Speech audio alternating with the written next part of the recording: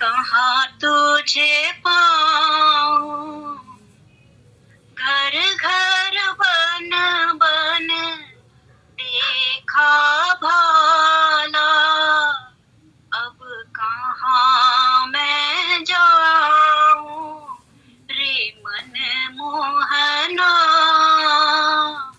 मैं कहाँ तुझे पाऊं। मेरी विपत की अकथ कहानी, किसको बीती सुनाऊं।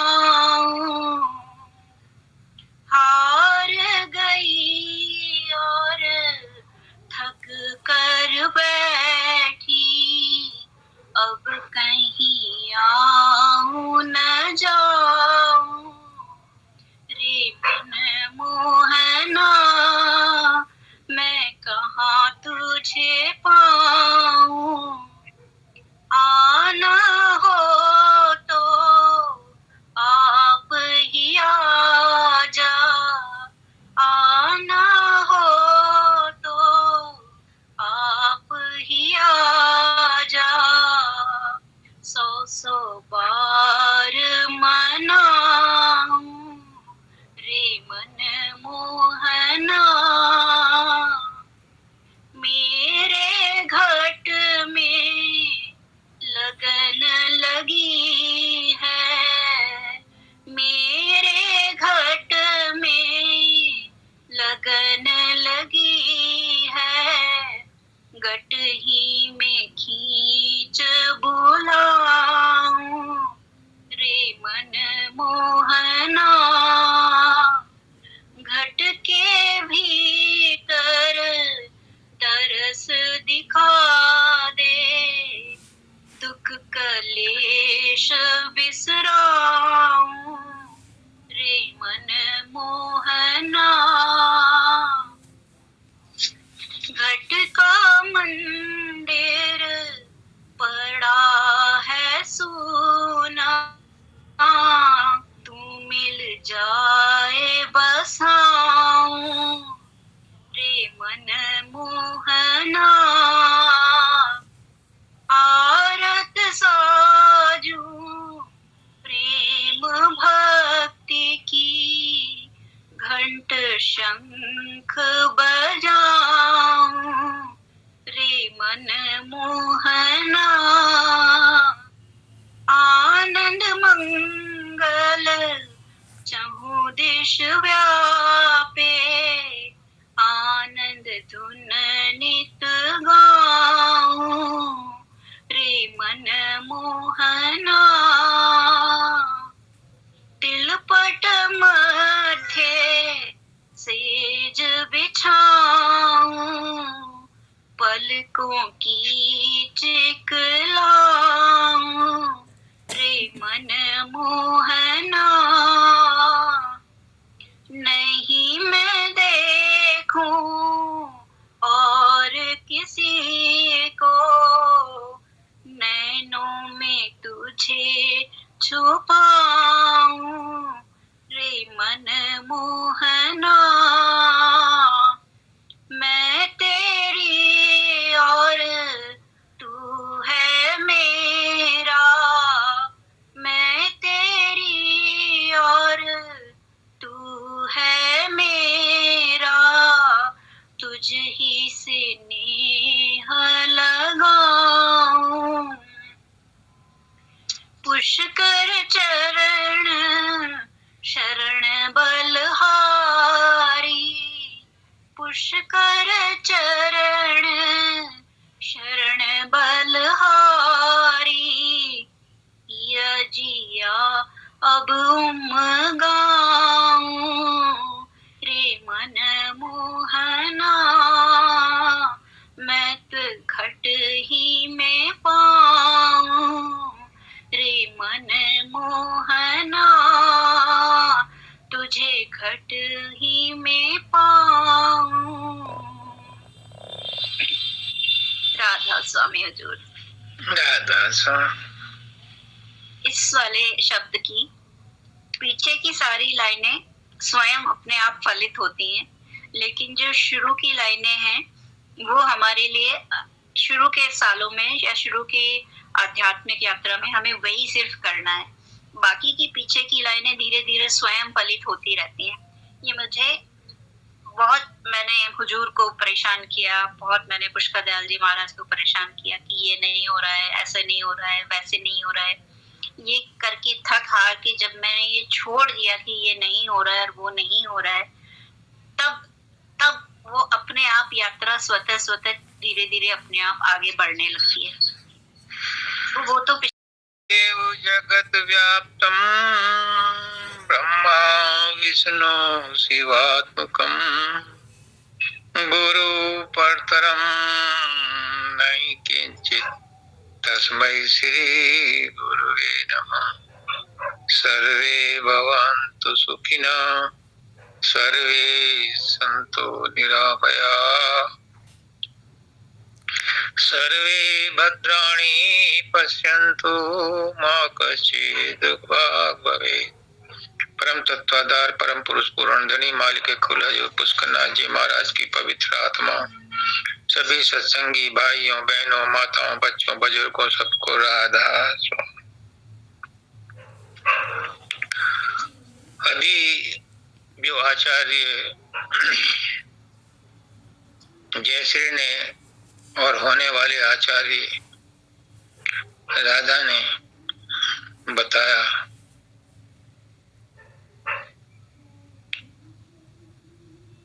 उसको समझने की बात है। मैं ये पूछता हूं, नेक्स्ट टाइम से आपसे पूछूंगा, आज मैं अपने आप से पूछता हूं कि जो प्रश्न किया है प्रेम सुख ने, नाम कैसे जपा जाए, सुमरन कैसे किया जाए, नाम की क्या अवस्थाएं हैं,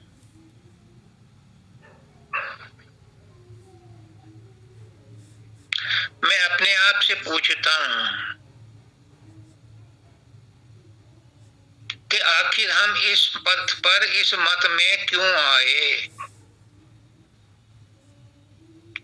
बिना पर्पस बिना उद्देश्य, देखे भाले बिना देखे भाले,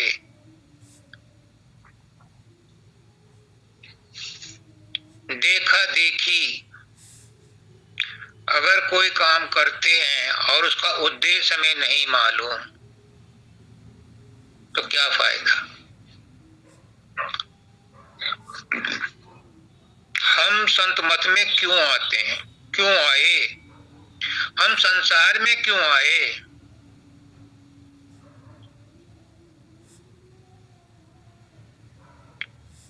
क्या किसी को मालूम है? मैं अपने आप से पूछता हूं कि तू संसार में क्यों आया, क्या उद्देश्य था, क्या उद्देश्य को पूरा कर लिया। यूं तो सभी आते हैं इस संसार में, सभी सांस लेते हैं, पर जो सांस लेते हैं क्या वो इंसान है, क्या वो मनुष्य हो गए, क्या उनके यहाँ आने का पर्पज पूरा हो गया। मैं अपने आप से पूछता हूं, मैं क्यों आया। संसार में तो मुझे जबरदस्ती भेजा गया धक्के मार के। जब मालिक ने कहा मैं एक से अनेक हो जाऊं तो वही अनेक रूपों में आ गया और अनेक नाम धर लिए, और बाद में अपनी इच्छा और अपनी वासना और अपने कर्मों के अनुसार आया। पर संत मत में क्यों आया। जब मुझे बचपन से ही संसार में ठोकरें मिली, मुझे कोई भी सुखी नजर नहीं आया, मैं खुद भी दुखी रहता था, तो मैं परमात्मा की तरफ मुड़ा। पहले मैं गायत्री मंत्र का जाप किया करता था जब 4-5 साल का था। फिर धीरे धीरे वो क्यूरियोसिटी बढ़ती गई और अंत में 82 में मानव दयाल जी से मिला। उन्होंने मुझे संत मत में लगाया मेरी हालत को देखते हुए।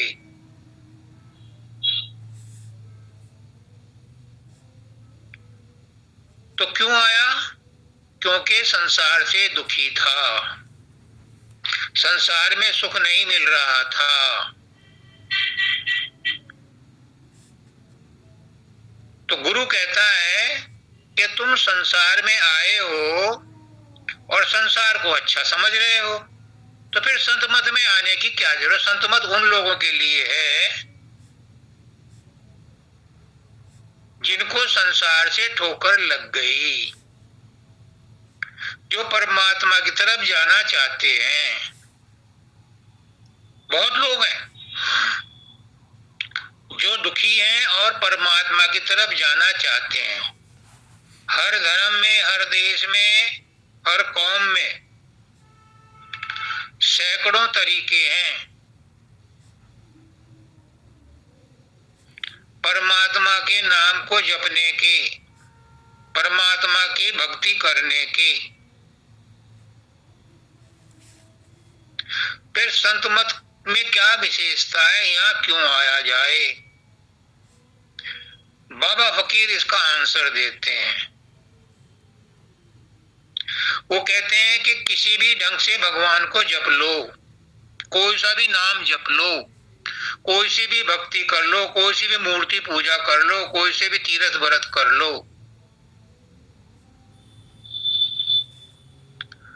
तुम्हें कुछ दिन आनंद मिलेगा, तुम्हें कुछ दिन शांति मिलेगी, लेकिन आवागमन से मुक्ति नहीं मिलेगी।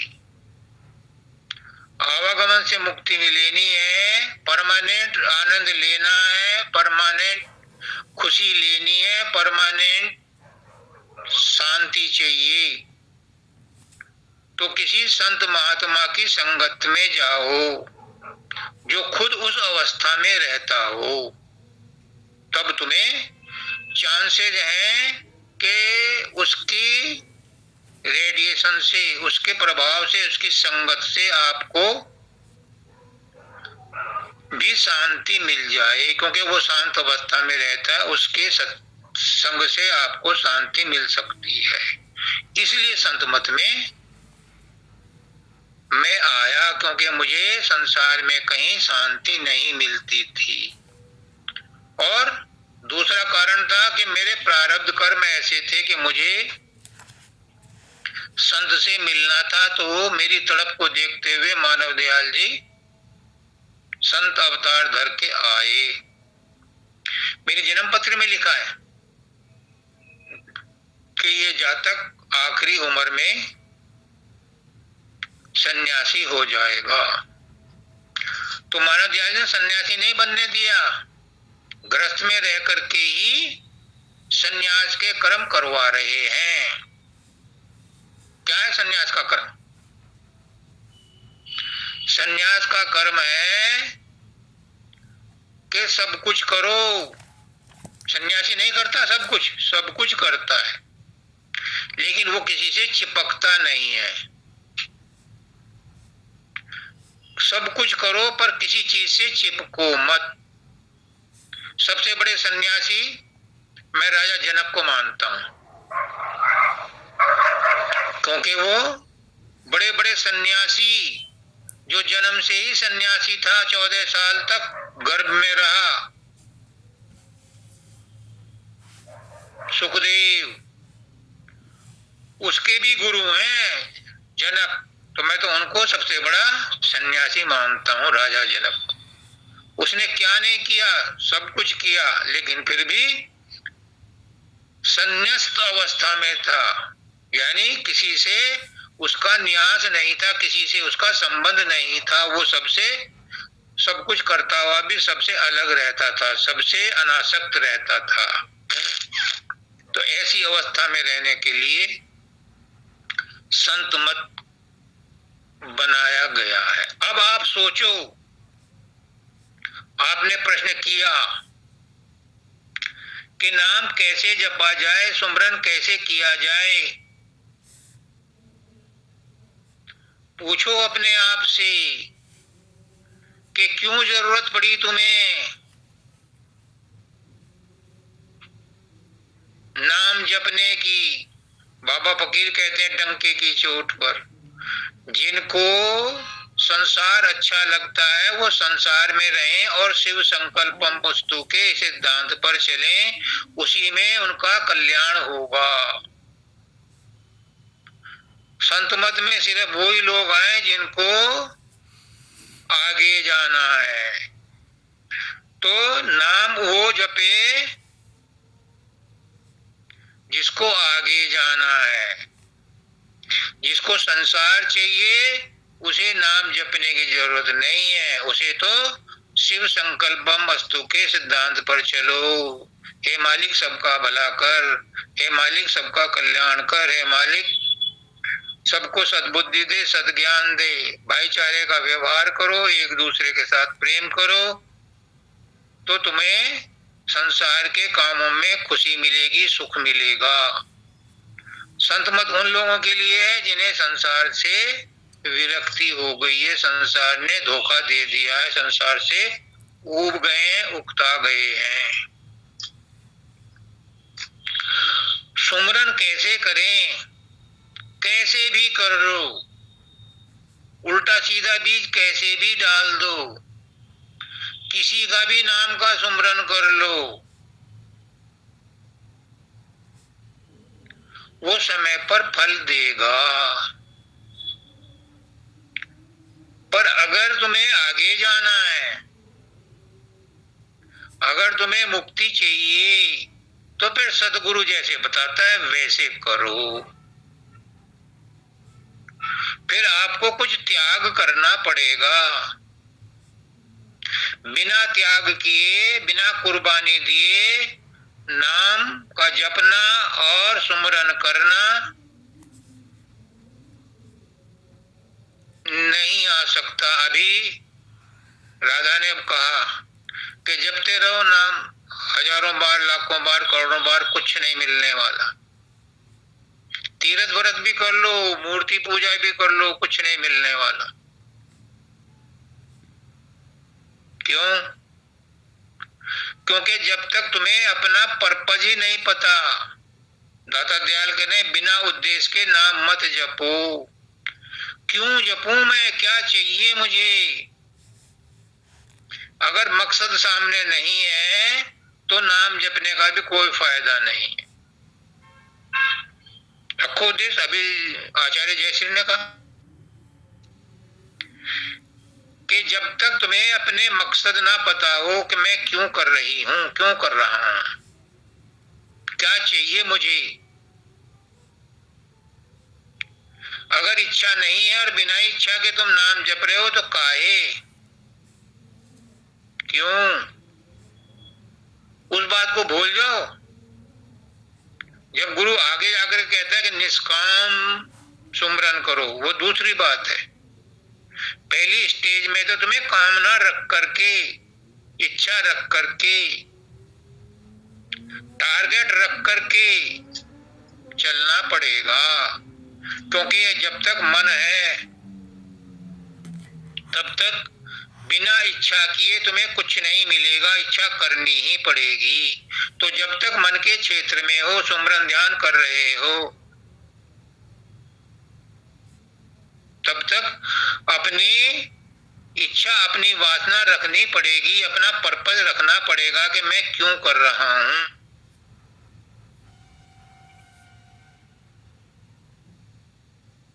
अगर तुम्हें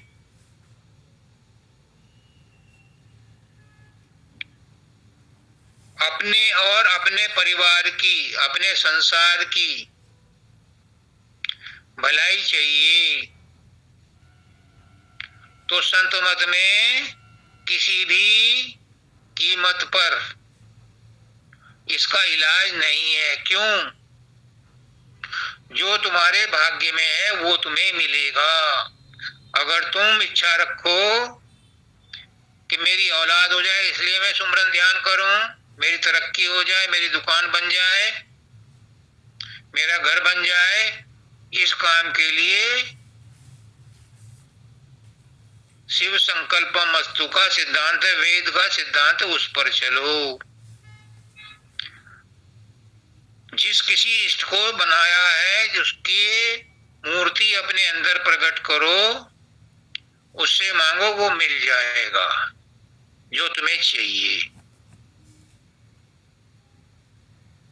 किसी भी इष्ट को मान लो और कोई सा भी नाम जप लो, कोई सा भी तीरथ व्रत कर लो, लेकिन अपने इष्ट की मूर्ति को अपनी खोपड़ी में, अपने मस्तिष्क में, अपने भवों के बीच में रख करके उससे मांगो तो मिल जाएगा। संत मत में कहते हैं कि अगर आपको मालिक से मिलना है, परमात्मा से मिलना है, अपने मन की शांति चाहिए। संसार में शांति नहीं मिलेगी, संत मत में मिलेगी। अगर मन की शांति चाहिए तो उद्देश्य रख करके गुरु के पास जाओ, मुझे मन की शांति चाहिए। दाता दयाल गए थे अपने गुरु के पास, तो सबसे लास्ट में जाकर के जहाँ जूते रखे थे वहां बैठ गए। जब सारी संगत चली गई, मत्था टेक करके लास्ट में वो आए, क्योंकि लास्ट में बैठे थे। तो हजूर महाराज ने पूछा क्या चाहिए? उन्होंने कहा हजूर मुझे मन की शांति चाहिए। उन्होंने कहा मन की शांति चाहिए? उन्होंने कहा हाँ मुझे ज्ञान तो बहुत है पर मन की शांति नहीं है। उन्होंने कहा बैठ जा मेरे सामने। उनकी आंखों में आंखें मिलाई और उनकी समाधि लग गई। हजूर महाराज तो उठकर आराम कक्ष में चले गए। 3 घंटे बाद दाता दयाल की जब समाधि खुली तो इधर उधर देखा, वहां कोई नहीं था। फिर बाहर गैलरी में मैंने देखा है, वो हॉल भी और वो गैलरी भी पीपल मंडी में, वहां तीसरे नंबर के गुरु तब तक बने नहीं थे वो, लेकिन वो टॉप पर थे, ब्रह्म शंकर मिश्रा। उन्होंने इशारे से किया कि वो ऊपर इंतजार कर रहे हैं, आराम कर रहे हैं। ये वहां पहुंचे, मिल गई शांति? हाँ मिल गई। फिर उन्हें दीक्षित किया, पहले नहीं किया था, बाद में किया। तो जिसको मन की शांति चाहिए वो मुझसे पूछे कि नाम कैसे जपूं, तब तो बात है।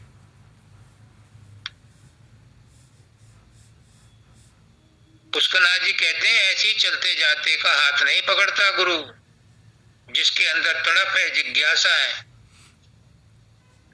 उसे मन की शांति चाहिए तो उसको नाम दिया जाता है। और जब नाम दिया जाता है तो नाम जपने की विधि भी बताई जाती है। अब हमारे पास गांधी जी हैं, कुसुम बहन है, प्रेम सुख है, नेहा पंडित है, प्रीति है, भावना है, शर्मा जी नए जुड़े हैं, एक और जुड़े थे वो चले गए, उनको शायद पसंद नहीं आया, कोई बात नहीं। गौरव है, अमित है, बीना है, ऋचा है, रेखा है, विजय मिश्रा है। हालांकि मैंने 2 मैसेज डाले, उन्होंने जवाब नहीं दिया मुझे, पर फिर भी वो मेरे लिस्ट में है। गीतम है, श्री कुमार है। ये वो शख्स हैं जिन्होंने इस संत मत को जानबूझ करके अपनाया है, किसी ने उन्हें जबरदस्ती यहां नहीं खींचा। अब जब उन्होंने अपनाया है तो उनको रास्ता दिखाना मेरा धर्म है, मेरा कर्म है, मेरा फर्ज है, मेरा कर्ज है। इसे मुझे करना है और खुशी खुशी करना है और शौक और उत्साह से करना है। मैं हर एक से अब अगला सत्संग में मैं ये स्ट्रक्चर्ड सत्संग नहीं दूंगा। मैं हर एक से पूछूंगा कि पिछली बार क्या बताया था, समझ में आया? कहीं कोई दिक्कत है तो मुझे बताओ, मैं उसको तुम्हें एक्सप्लेन करूं ताकि तुम सही ढंग से लाइन पर चढ़ो। क्योंकि जब फेस टू फेस सत्संग में चल करके आते हैं ऑफलाइन में, तो एक तो घर से चलते हैं, पैरों की मशक्कत होती है, फिर खर्चा करते हैं, फिर कष्ट होता है शारीरिक, कभी बस में जगह मिलती है, कभी ट्रेन में जगह नहीं मिलती। तो एक तो वो उनका त्याग हो जाता है, और दूसरे जब आते हैं तो फेस टू फेस मिलते हैं, एक आमने सामने मिलते हैं, उससे भी उनको रेडिएशंस और विकरणें मिलती हैं। एक दूसरे से बात भी कर सकते हैं और करते हैं, और गुरु से भी करते हैं। तो वो फैसिलिटी अगले संडे से मैं इन सब से इंडिविजुअल पूछा करूंगा। स्ट्रक्चर सत्संग शायद ना दे पाऊं, क्योंकि टाइम ही नहीं मिलेगा। मैं सबको ग्रूम करूंगा, ये देखूंगा कि जो संत मत के सिद्धांत हैं उनको मैं इनके अंदर डाल दूं, एक एक से पूछ के। जिसको एतराज हो वो भले ही छोड़ दे, और अब मैं इंडिविजुअल को ग्रूम करूंगा। तो नाम कैसे जपा जाए, ये प्रश्न अब क्यों पैदा हुआ? जब नाम दिया था गुरु ने तब बताया था, तब क्यों नहीं याद रखा? खैर मैं फिर बताता हूं, क्योंकि मेरा काम ही है कि अगर कोई भूल जाए तो उसे रास्ता बताना। मेरी नाम ड्यूटी ये लगी है कि किसी को भ्रम हो, शंका हो, कोई भूल हो तो उसे समझाओ, तो मैं समझाता हूं। नाम जपा नहीं जाता, नाम को याद किया जाता है। जपने के लिए तो अभी उसने बताया कि जबान से जपो या माला से जपो। वो जपना तो होठों का हो जाएगा, मन का हो जाएगा।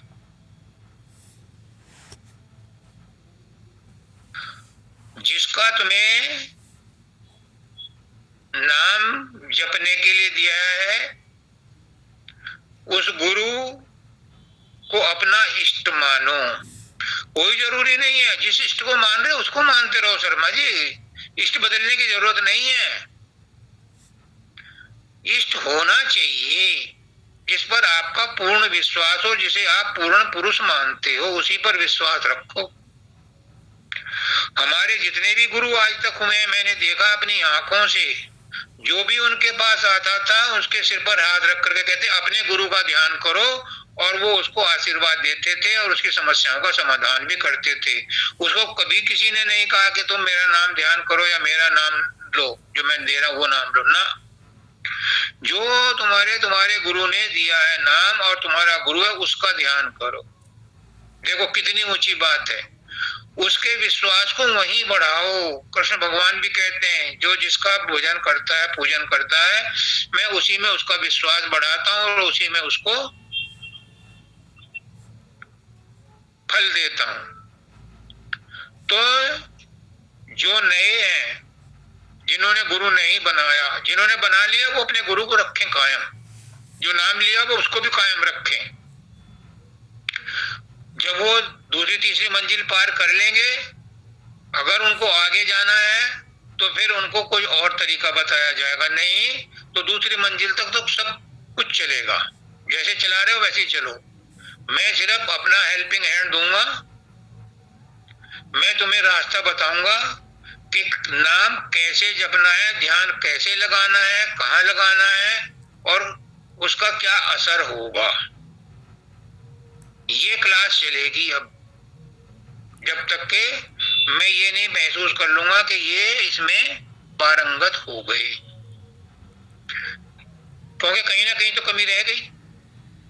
वरना बेसिक चीज जो पहले दिन बताई है वो कैसे भूल गई। खैर, जो भी नाम गुरु ने दिया है आज फिर नोट कर लो, उसे याद करना है, जपना नहीं है। मैं लैंग्वेज को चेंज कर रहा हूं। उसे याद करना है और मन ही मन याद करना है। लेकिन एक बात का ध्यान रखना कि जिसने नाम दिया है उसको याद करना, और वही नाम का जाप है, क्योंकि नाम नामी में ही रहता है और नाम नामी से भी बड़ा है, गुरु से भी बड़ा है नाम, राम से भी बड़ा है नाम। लांग सके ना जिस समुद्र को बिना सेतु के राम, और कूद गए हनुमान उसी को लेके राम का नाम। राम को तो सेतु बनवाना पड़ा, पर हनुमान तो राम का नाम लेके ही कूद गए। इसलिए जिसने नाम दिया है उसका रूप भी बनाओ, और रूप ना बने तो नाम को ऐसा याद करो, ऐसा याद करो कि वो प्रकट हो जाए, नाम तुम्हारे नसों में, रगों में, रक्त में रच जाए। सोते जागते उठते बैठते वही नाम याद आता रहे। पर ये कब होगा? कामी को कामिन प्यारी, लोभी को धन प्यारा। जिसको जिससे प्यार होता है वो उसको 24 घंटे याद रखता है। पुष्करनाथ जी कहते थे कि अगर तुमने किसी से लोन लिया है और पैसा नहीं चुकाया और वो आए वक्त आके धमका जाता है तो 24 घंटे उसका ध्यान रखते हो कहीं वो ही ना आ जा। जब उसका ध्यान रखा जा सकता है तो जिसने नाम दिया उसको नहीं ध्यान रखा जा सकता, ये वो नाम याद नहीं रह सकता। ये नाम जो दिया है ये सांसों में, प्राणों में, आत्मा में, मन में, सूरत में रच जाए तब तो नाम लिया, वरना नाम नहीं लिया।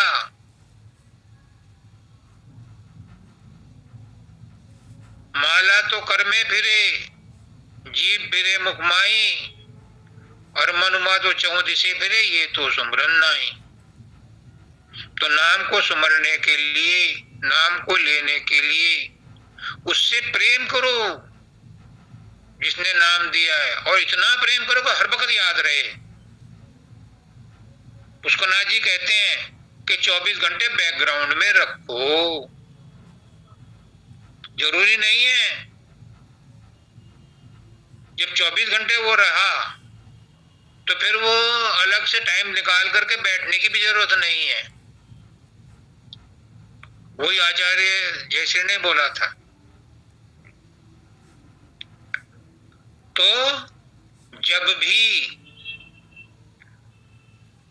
भूल जाओ फौरन याद करो कि मेरी पहली ड्यूटी क्या है। पहली ड्यूटी है उसे याद करना जिसने हमें सब कुछ दिया है, हम कर्जदार हैं उसकी। ये शरीर उसने दिया है, ये मन उसने दिया है, ये आत्मा उसने दी है, आंख कान सब चीजें, 10 इंद्रियां उसने दी हैं, परिवार उसने दिया है। उसका नाम लेना है। जो भी नाम तुम्हें दिया है वो उसी परमात्मा का नाम है। ये मत समझना कि अगर किसी को राधा स्वामी नाम दिया है तो राधा स्वामी नाम कोई और है। राधा आदि सूरत का नाम, स्वामी आदि शब्द पहचान। राधा हमारी आत्मा है और स्वामी परमात्मा है। तो जो भी नाम लो उसे सोच समझ करके, दिल दीदे से, आत्मा से, सूरत से, मन से, बेबस लाचार होकर के याद करो। प्रेम से, श्रद्धा से, विश्वास से याद करो। तो वो नाम का याद करना, वो नाम का सुमरन तुम्हें तुम्हारी मंजिल तक पहुंचाएगा जो तुमने मंजिल फिक्स कर ली है। अगर संसार की खुशी के लिए की है तो भी तुम्हें संसार का सुख मिलेगा, सहजदल कमल में पहुंच जाओगे।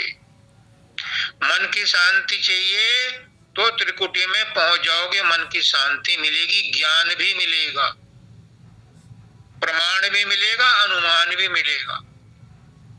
इसलिए पहले फिक्स कर लो कि मेरी एम क्या है, मेरा पर्पस क्या है, मुझे कहाँ तक जाना है, मुझे क्यों नाम चाहिए, मैं क्यों नाम जपूं, इससे मुझे क्या लाभ होने वाला है।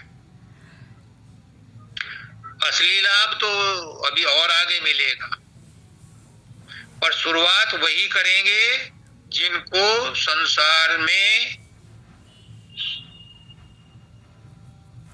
अच्छा नहीं लग रहा, संसार के सुख से बड़ा सुख चाहिए, तो वो इस नाम के सुमरन के मिलेगा। और सुमरन कैसे करें वो राधा ने भी बताया। सुमरन करो तो जीभ बंद हो, और शब्द सुनो तब कान, और मन को बनने की विधि गुरु स्वरूप का ध्यान। गुरु नानक देव जी कहते हैं, तीन बंद लगाए कर सुन अनहद टंकोर, नानक सुन्न समाधि में नहीं साझ नहीं हो। ये जो मैंने भी नाम गिना है सबको एक रास्ते से नहीं ले जाऊंगा, मैं ट्राई करना चाहता हूं, मेरा गुरु चाहता है। जिन्होंने सिद्धांत नियत कर दिया और बाबा फकीर ने उसे सिद्ध कर दिया कि दूर क्या है वो शिष्य समुद्र तीर, एक पलक बिछड़े नहीं जो गुण हो शरीर, गुरु बसे बनारसी सिद्ध समुद्र तीर, और एक पलक बिछड़े नहीं जो गुण हो शरीर। उन्होंने सिद्ध कर दिया, कृषक जी को दूर बैठ करके ही सारा ज्ञान दे दिया, और जब मिलने आए तब उनको आचार्य बना दिया। मैं भी शर्मा जी पर एक्सपेरिमेंट करना चाहता हूं, क्योंकि ये योग के टीचर हैं। आज जो दूसरे आए थे शायद उनके भाग्य में नहीं है। मैं ये चाहता हूं कि हमारे दाता दयाल ने, परम दयाल जी ने, मानव दयाल जी ने, शब्दानंद जी ने, पुष्कर दयाल जी ने कई बार कहा है कि गुरु चाहे तो बीच के रास्तों को स्किप कराकर डायरेक्ट।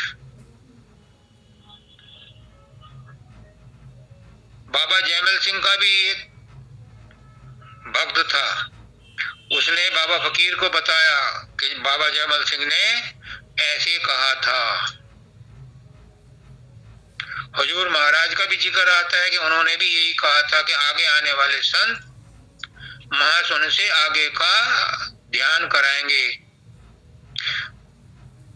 तो मैं भी चाहता हूं कि इन शर्मा जी को मैं ट्राई करूं और महासुन मतलब बीच की सीढ़ियां उतार करके जंप करा के इनको महासुन से आगे का ध्यान कराऊं, क्योंकि ये योग्य कैपेबल है, अधिकारी हैं। पर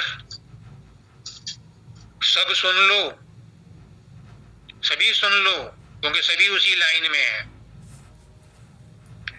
कि सबको कुर्बानी देनी पड़ेगी, और वो कुर्बानी है तुम्हारी तवज्जो की, तुम्हारी अटेंशन की। जो मैं कहूं उस पर अटेंशन रखनी पड़ेगी, मेरी बात को समझना पड़ेगा।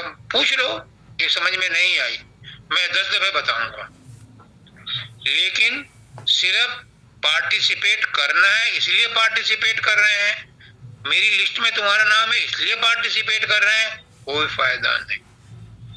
तुम्हें तवज्जो देनी पड़ेगी, अगर तवज्जो नहीं दी तो कितना ही बड़ा टीचर हो, कितना ही योग्य हो, कितने ही स्टूडेंट को उन्होंने पढ़ा के पास कर दिया हो, अगर कोई स्टूडेंट उस पर तवज्जो नहीं देता तो वो लाख सिर पटक के मार ले, उसे समझा नहीं सकता। ये स्कूल के टीचरों का अनुभव है कि टीचर उसी को समझाता है, उसी को सिखाता है जो विद्या उस बच्चे के अंदर पहले से मौजूद है उसे अनकवर करता है, उसे साफ करता है, उसे निखारता है, बशर्ते वो स्टूडेंट कोऑपरेट करे, उसकी बात को सुने, उस सम को सॉल्व करे, उस पहाड़े को याद करे, तब उसकी बात आगे चलेगी। और अगर वो हंसी मजाक में रहता है, खेल कूद में रहता है और जो टीचर पढ़ाता है उस पर ध्यान नहीं देता, घर पे वो होमवर्क नहीं करता, कितना ही बड़ा टीचर हो, कितने ही उसने बना बना के आईएएस बना दिए हो, चाहे उसके पढ़े बच्चे आईआईटी में निकल गए हों, लेकिन वो उस बच्चे के लिए कुछ नहीं कर सकता जो अपनी तवज्जो उस टीचर पर नहीं देता। तो आपको कुर्बानी देनी पड़ेगी जो इस मार्ग पर चलना चाहते हैं।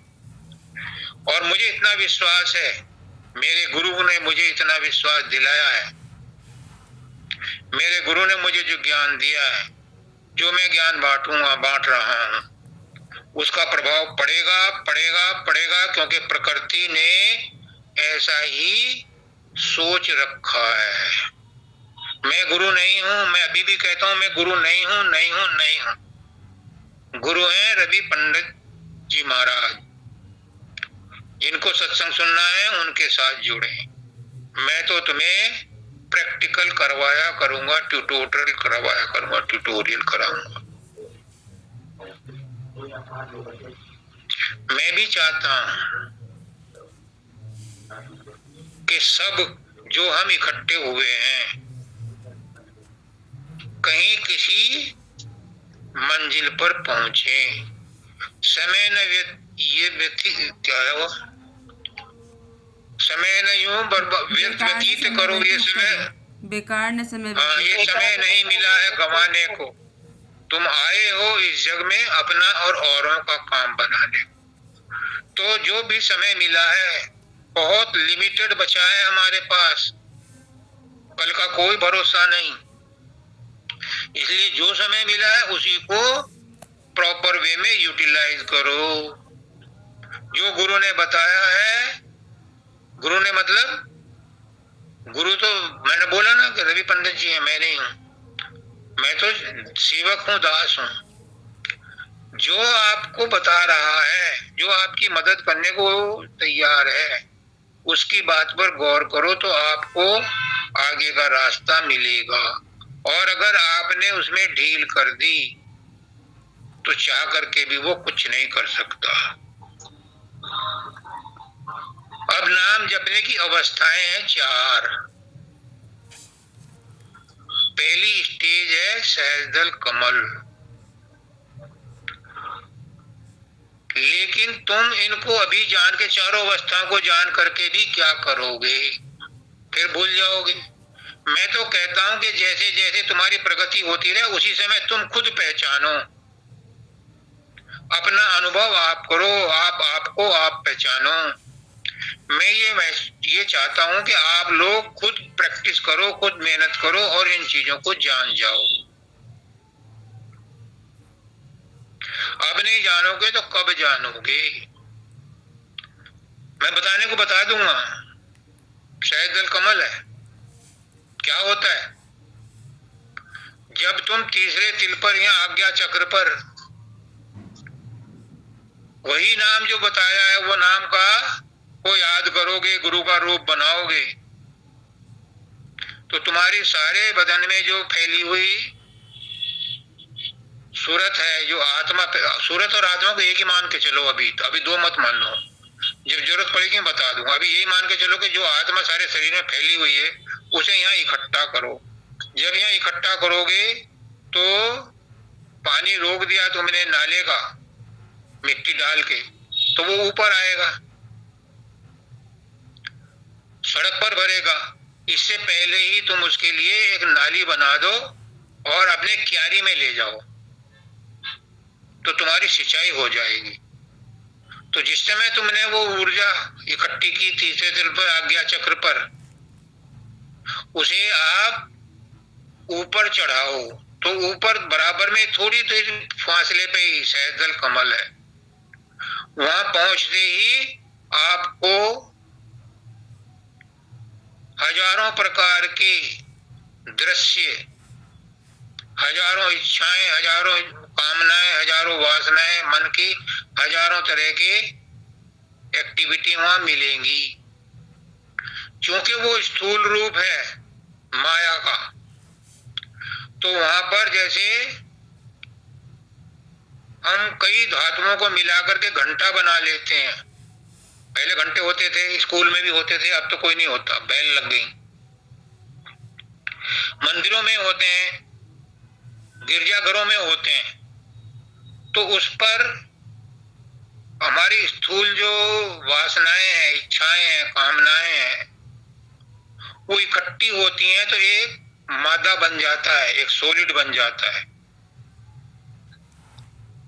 उस पर जब हमारी आत्मा जाके टकराती है तो आवाज निकलती है, तो उसको कहते हैं घंटे की आवाज। वो आवाज सुनने को मिलती है सैदल कमल में। जैसे मंदिरों की घंटी बजती है ऐसी आवाज लगती है, क्योंकि वहां हमारी इच्छाएं, कामनाएं इकट्ठी हो गई हैं और उन पर हमारी सूरत उतरेगी, चढ़ेगी, तो वहां पर वो घंटे की आवाज सुनाई देगी। ये पहचान है कि तुम वहां पहुंच गए। वहां से आगे जब चलोगे, अभ्यास करते करते तुम्हारा अभ्यास जमेगा, सुमरन तुम्हारा पक्का होगा, तो वो कामनाएं, इच्छाएं सिकुड़ जाएंगी। जब मन फैलता है तो सहजल कमल में जाता है, जब सिकुड़ता है तो त्रिकुटी में आता है, फिर त्रिकुटी में आओगे और त्रिकुटी में तीन ही रह जाते हैं, तुम, तुम्हारा इष्ट और तुम्हारा ध्यान, यानी तुम्हारे ध्येय, ध्यान और ध्याता, तीन ही रह जाते हैं, ब्रह्मा विष्णु महेश अहूम। यहां पर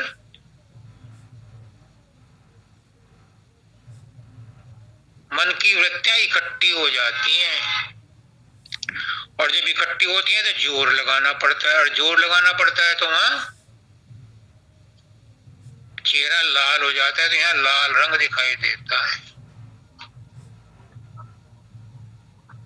ये याद रखने की चीज, जब पहुंचोगे तब तुम्हें इसका अनुभव होगा, क्योंकि इसने पूछा बता दिया बताने के लिए, लेकिन अभी तुम्हें इसका कोई लाभ नहीं होगा। समझने के लिए समझ लो। इससे आगे जब चलते हैं तो तीन खत्म हो जाते हैं, दो ही रह जाते हैं। सहज दलकल में हजारों थे, त्रिकुटी में तीन रह गए और शून्य में दो ही रह जाते हैं, और शून्य से आगे वो द्वैत भी खत्म हो जाता है, फिर एक ही रह जाता है। उससे आगे फिर भंवर गुफा है, महाशून्य के आगे, और फिर सतलोक है। तो अभी मैं डिटेल में इसलिए नहीं बता रहा कि जब तक तुम खुद ना कर लो, वहां तक ना पहुंचो, तो इनका कोई मतलब तुम्हारी समझ में नहीं आएगा, सिवाय इसके कि टेक्निकल टर्म्स को उलझे रहोगे और जो करने की चीज है वो भी भूल जाओगे।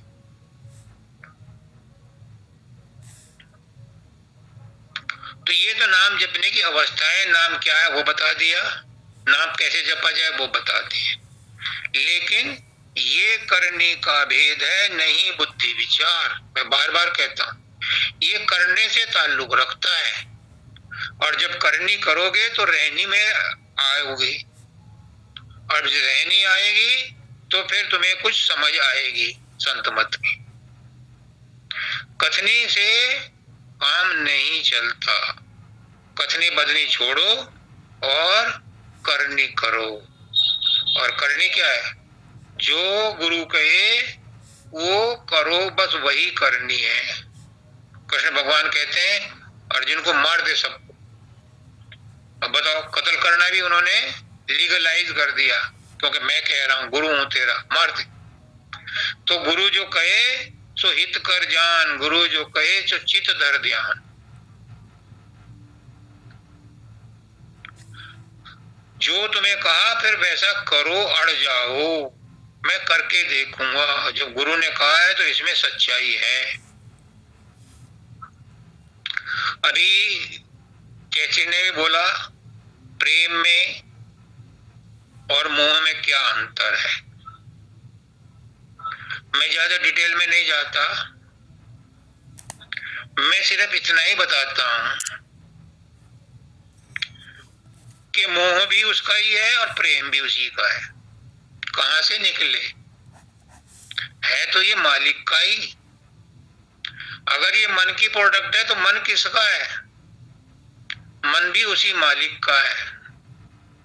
और मेरे मानव दयाल जी कहते हैं, जिन्होंने मुझे नाम दिया था, इस मोह को प्रेम में कन्वर्ट कर दो, ये बाधक नहीं साधक बन जाएगा, सहायक बन जाएगा। लोभ को भी प्रेम में कन्वर्ट कर दो, काम को भी प्रेम में कन्वर्ट कर दो, अहंकार को भी प्रेम में कन्वर्ट कर दो, तो प्रेम मजबूत हो जाएगा। जिस प्रेम की शॉर्टेज है, संसार में नहीं मिलता प्रेम, क्योंकि हमने उस प्रेम को संसार में खो दिया। अब वो प्रेम गुरु से करो तो गुरु 10 गुना ज्यादा देगा। फिर वो प्रेम तुमने पांचों विकारों को प्रेम के साथ लगा दिया तो ये भी प्रेम बन जाएंगे। गंगा में कोई सा भी गंदा नाला आ जाए वो भी गंगा जली बन जाता है। ऐसे ही हमारे विकार भी जब प्रेम की धारा में आ जाएंगे तो प्रेम ही हो जाएंगे। कोई प्रेम करे या ना करे, तुम प्रेम करो, बिना बात के प्रेम करो। जिसको कोई प्रेम ना करता उसे प्रेम करो, जो प्रेम करने योग्य नहीं उसे प्रेम करो। क्यों? दूसरा है कौन? सब में तो वही परमात्मा है। तो जिसको तुम प्रेम कर रहे हो परमात्मा को ही प्रेम कर रहे हो, और अगर नफरत कर रहे हो तो भी परमात्मा से ही कर रहे हो। डंडा मार रहे हो तो परमात्मा का ही लग रहा है। तो इसलिए सबसे प्रेम करो, बहाना मत ढूंढो, सेवा करने का बहाना मत ढूंढो कि मैं क्या सेवा करूं, कैसे सेवा करूं। छोटी छोटी सेवाओं से ही संतुष्ट हो जाओ। मैं अर्जुन नहीं हूं जो कृष्ण भगवान से कहता है कि मुझे विराट रूप दिखलाओ ना, और फिर उसकी प्रार्थना पर उसे दिखा भी दिया, अपनी आंखें भी दे दी, तो ही वो सहन न कर पाया। तो तुम बड़ी चीज से सेवा के लिए बड़ी चीज मांगो, प्रेम के लिए बड़ा कोई कुर्बानी दो, संभव नहीं है। जो छोटा मोटा मिल जाए उसी में संतुष्ट हो जाओ। मुझे छोटे अक्षर ही अच्छे लगते हैं।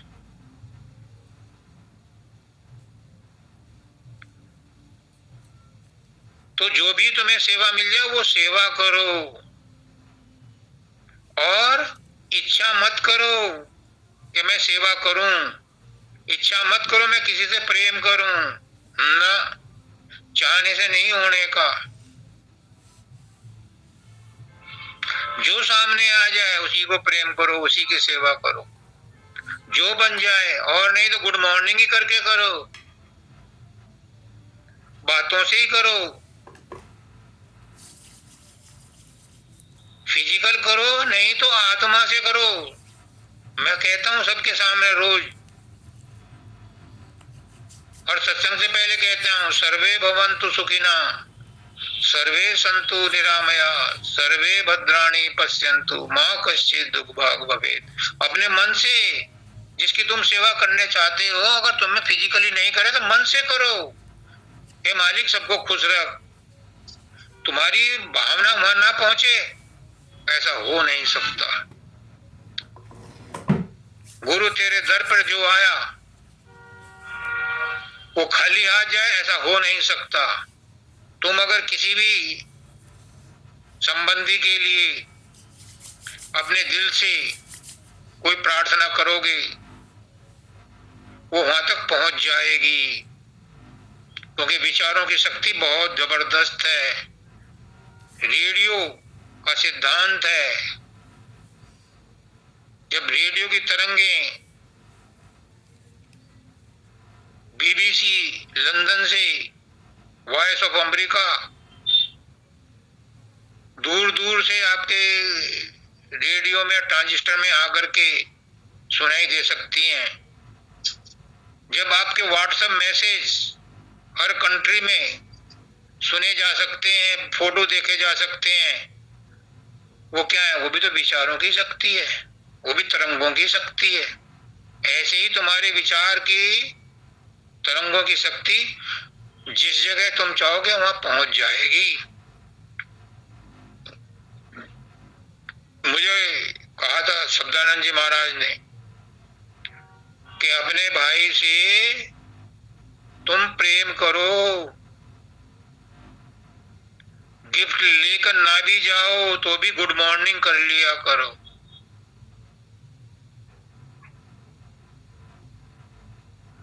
क्योंकि जिसको तुम प्रकृति ने तुम्हारे साथ लगाया है, कुछ कर्म बाकी हैं, उन्हें खुशी खुशी भोग लो। किसी से गुस्सा नाराजगी अच्छी नहीं है। और अगर तुम सेवा नहीं कर सकते, प्रेम नहीं कर सकते, तो मैं हाथ जोड़ कर कहता हूं कि उसके बारे में बुरा तो सोचना ही मत, क्योंकि वो जरूर पहुंचेगा। तुम्हारी अच्छी भावना पहुंचने में देर लगेगी, लेकिन अगर तुमने किसी के प्रति गलत भावना रखी तो वो पहले पहुंचेंगे और तुम्हारा नुकसान पहले हो जाएगा, क्योंकि तुम्हारा मन गंदा हो गया।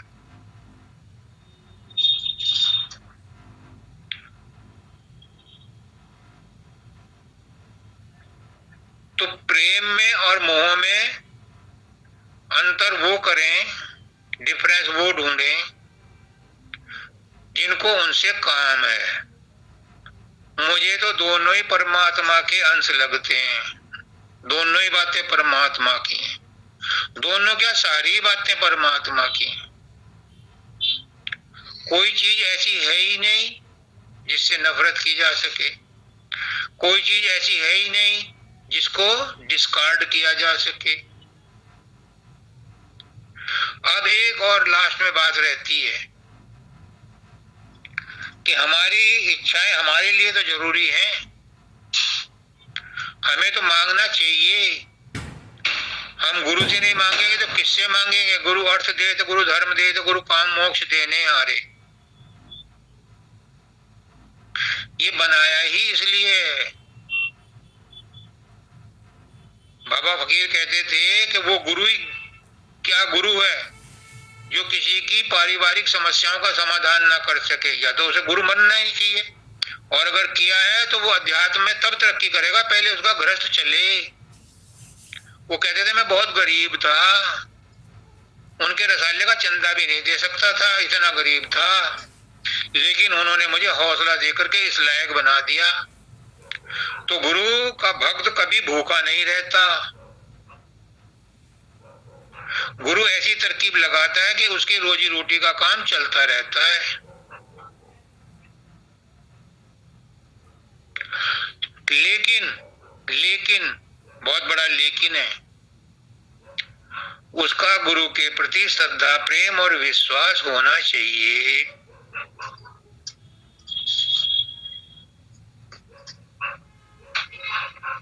अब क्या चाहते हैं?